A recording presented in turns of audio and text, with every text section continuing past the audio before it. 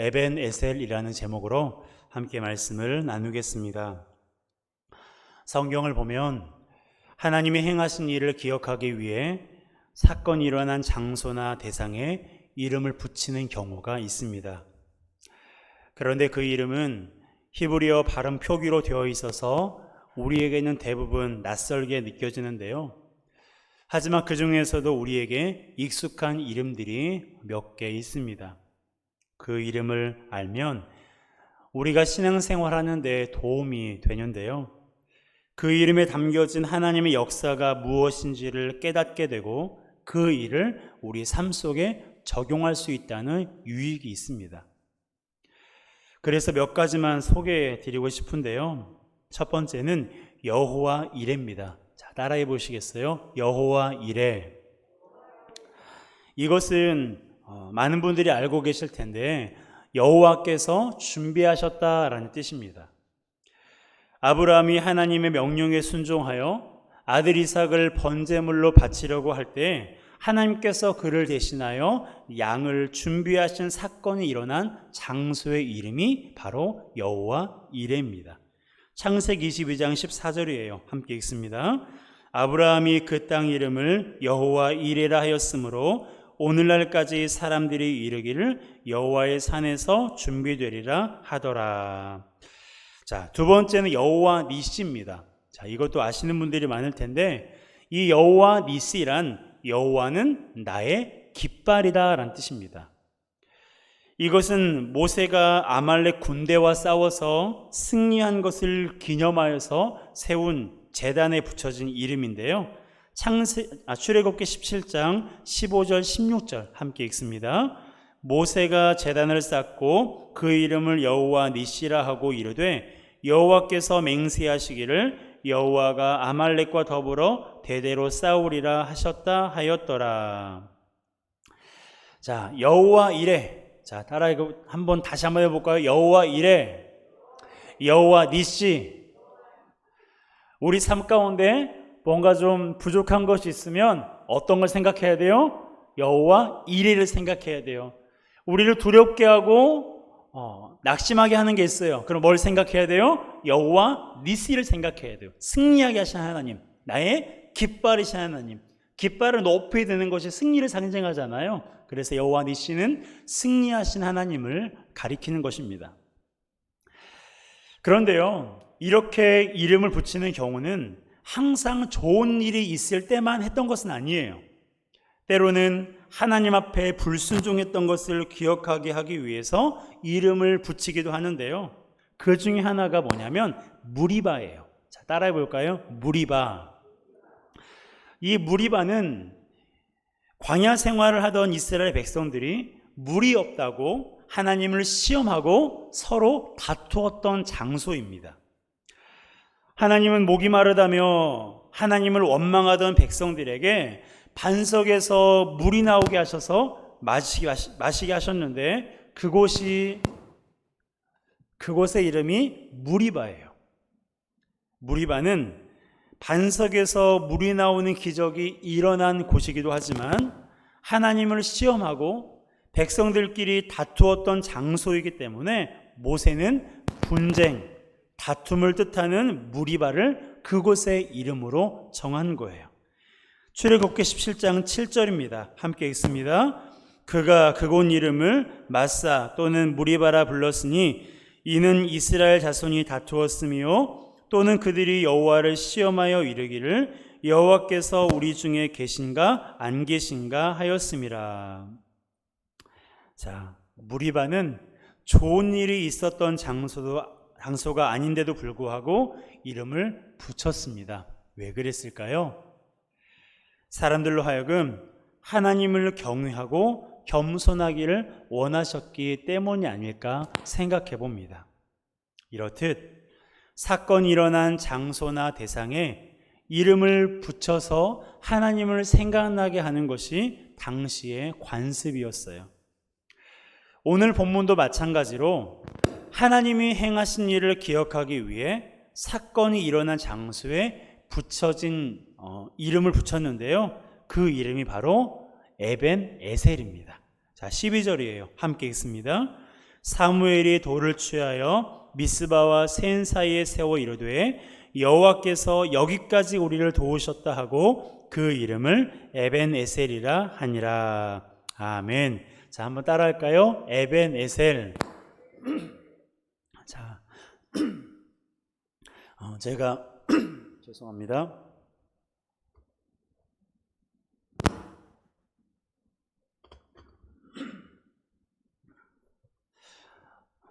제가 12월 25일 성탄 감사예배 때 여러분들께 여쭤볼 거예요. 그때도 히브리어 그 발음 표기로 된 그 말씀을 제목으로 할 거거든요. 자, 여호와 이레, 여호와 니시, 그리고 오늘 본문에 등장한 에벤 에셀, 그리고 불순종을 상징하는 무리바. 여기서 에벤 에셀이란 이름의 뜻은요, 도움의 돌이란 뜻이에요. 다시 말하면 하나님이 여기까지 우리를 도우셨다는 것을 의미하는 그 이름이 바로 에벤 에셀입니다. 이 이름이 지어진 배경이 오늘 본문의 내용인데요. 하루는 사무엘이 이스라엘 백성을 미스바에 모이라고 했습니다. 이방신을 섬겼던 그들의 죄를 회개하기 위해서인데요. 이스라엘 백성은 하나님을 믿기는 했지만 동시에 이방신들도 섬겼는데 특히 아스다롯을 섬겼어요. 자, 그림을 보시면 바로 이 신이 바로 아스다롯이라는 여신입니다. 이 아스다롯은 예레미야에서는 하늘의 여왕, 하늘의 여신으로 언급되는 신인데요. 이스라엘 백성은 아스다롯이 자기들을 풍요롭고 안전하게 해준다고 믿었어요. 이것은 하나님 앞에서 큰 죄악이 아닐 수가 없습니다. 사무엘의 말을 인용하면 그들은 전심으로 하나님을 섬기지 않았어요.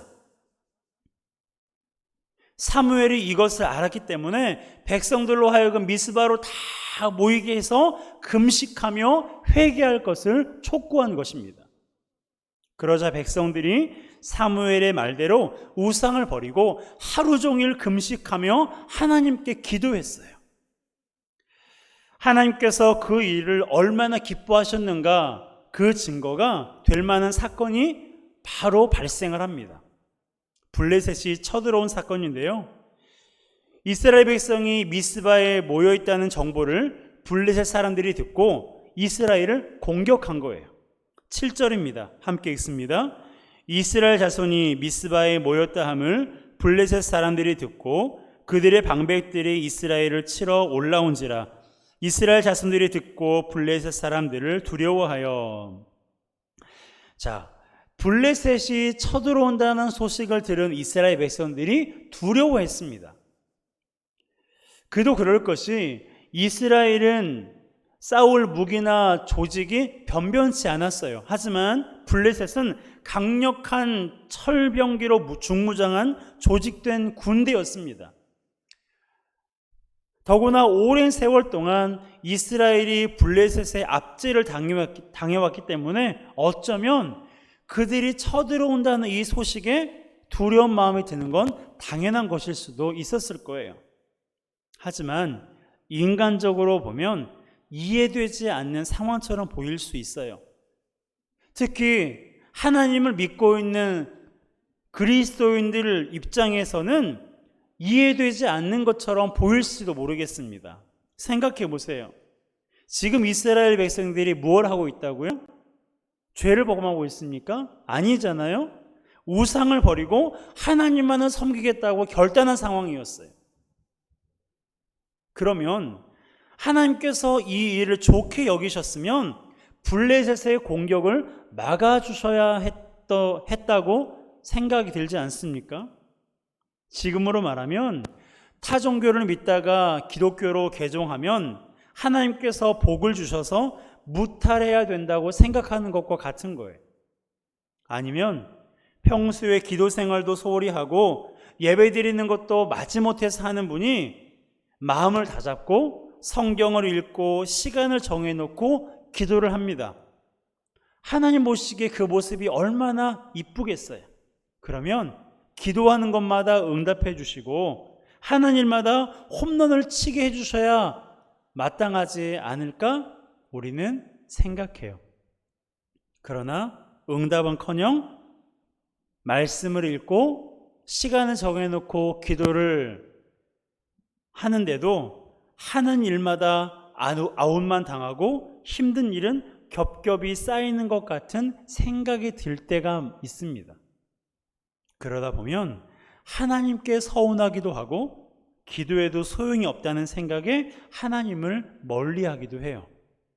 하지만 그럴수록 우리가 해야 할 일은 하나님을 멀리하는 것이 아니라 하나님을 가까이 하는 일이에요. 하나님을 가까이 하는 방법 중에 하나가 바로 기도입니다. 이스라엘 백성이 이것을 알았어요. 그래서 블레셋이 쳐들어오자 사무엘에게 하나님께 쉬지 말고 부르짖어 기도할 것을 요청했어요. 8절입니다. 함께 읽습니다. 이스라엘 자손이 사무엘에게 이르되 당신은 우리를 위하여 우리 하나님 여호와께 쉬지 말고 부르짖어 우리를 블레셋 사람들의 손에서 구원하시게 하소서. 이스라엘 백성들은 자기들이 우상을 버리고 하나님을 섬기기로 결단했는데 하나님께서 블레셋의 공격을 막아주지 않는다고 하나님을 원망하지 않았어요. 도리어 사무엘에게 기도를 요청했고 블레셋과 싸우기 위해서 그 변변치 못한 그 무기들을 챙겨가지고 싸움터로 나간 것입니다. 그때 엄청난 일이 일어났어요. 누구도 생각지 못한 일이 발생했습니다. 하나님께서 큰 우레를 일으키셔서 블레셋 군대를 어지럽게 하시는 거예요. 10절입니다. 함께 읽습니다. 사무엘이 번제를 드릴 때에 블레셋 사람이 이스라엘과 싸우려고 가까이 오매 그날에 여호와께서 블레셋 사람에게 큰 우레를 발하여 그들을 어지럽게 하시니 그들이 이스라엘 앞에 패한지라. 자, 그들이 이스라엘 앞에 어떻게 됐어요? 패했어요. 철병기로 중무장한 그 군대가 변변치 못한 무기를 가지고 있는 이스라엘 군대에게 패한 거예요. 누구도 상상하지 못했던 일이 일어난 것입니다. 여기에 보면 어지럽게 했다라는 말이 나오는데요. 이 말을 표준 세번역에서는 당황하게 하셨다라고 번역하고 있고 공동 번역에서는 혼비백산이라고 번역하고 있어요. 다시 말하면 블레셋 군대가 하나님께서 내리신 큰 우레소리를 듣고 혼비백산했다는 것입니다. 우리가 천둥 소리를 들으면 깜짝깜짝 놀라잖아요. 그런데요, 여러분 생각해 보세요. 그 소리를 하나님께서 블레셋 군대에게 집중적으로 내리셨다고 생각해 보세요. 전쟁과 같으면 집중 포화했다고 한번 생각해 보세요. 싸울 수 있는 그런 생각이 들겠습니까? 얼마나 두렵지 않겠어요. 그래서 블레셋 군대가 도망을 쳤고 이스라엘 백성이 추격해서 그들을 쳤습니다. 자, 이 전쟁은 누가 승리하게 하신 것입니까? 그렇죠. 하나님께서 승리하게 하신 거예요. 그래서 사무엘이 돌을 세워 이 날을 기념했는데 이 돌의 이름이 뭐라고요? 에벤 에셀입니다. 자, 12절 다시 한번 읽을까요? 시작. 사무엘이 돌을 취하여 미스바와 센 사이에 세워 이르되 여호와께서 여기까지 우리를 도우셨다 하고 그 이름을 에벤 에셀이라 하니라. 아멘. 자, 에벤 에셀 여러분 꼭 기억하세요. 에벤 에셀 이게 어떤 뜻입니까? 하나님께서 여기까지 우리를 도우셨다. 원어적으로 보면 도움의 돌이란 뜻이지만 성경적으로 보면 하나님께서 여기까지 우리를 도우셨다는 뜻이 바로 에벤 에셀이에요. 감사한 것은 이것은 이스라엘 백성에게만 해당되는 것이 아니란 사실입니다. 우리의 삶을 돌아보아도 에베네셀이라는 것을 알 수 있어요. 우리 중에 한 사람이라도 어려움을 겪지 않는 사람이 없습니다. 어쩌면 지금도 어려움을 겪고 있는 분도 있으실 거예요. 그런데 그 어려움을 겪고 있을 때마다 어떤 생각이 듭니까? 그 시간이 끝나지 않을 것 같고 내가 죽어야 끝날 것처럼 여겨질 때가 있습니다. 하지만 지금 생각해 보면 그 일이 어떻게 지나가는지 모르게 지나갔어요. 지나가는 그 시간이 너무너무 힘들고 고통스러웠지만 그래도 어쨌든 그 어려움의 시기가 지나서 오늘날에 이른 것이죠. 이제 완전히 끝났다고 생각했던 그 일이 시간이 지나면서 해결된 것입니다. 물론 지금도 현재 진행형인 것이 있죠. 여러분, 왜 그럴까요? 시간이 보약이기 때문일까요? 그렇지 않습니다. 하나님께서 우리를 도우셨기 때문이에요. 우리가 의식하고 있든 의식하지 못하고 있든 하나님께서 보이지 않는 손으로 우리를 도우셨기 때문에 여기까지 올 수 있었던 것입니다. 우리 교회도 마찬가지예요. 올해로 우리 교회가 설립된 지 만 35년째인데요. 많은 굴곡이 있었지만 여기까지 올 수 있었던 것은 하나님께서 우리를 도우셨기 때문입니다. 특히 최근 몇 달 동안 있었던 일을 생각해 보면 에베네셀이라는 이 말이 우리에게 얼마나 잘 어울리는지 몰라요.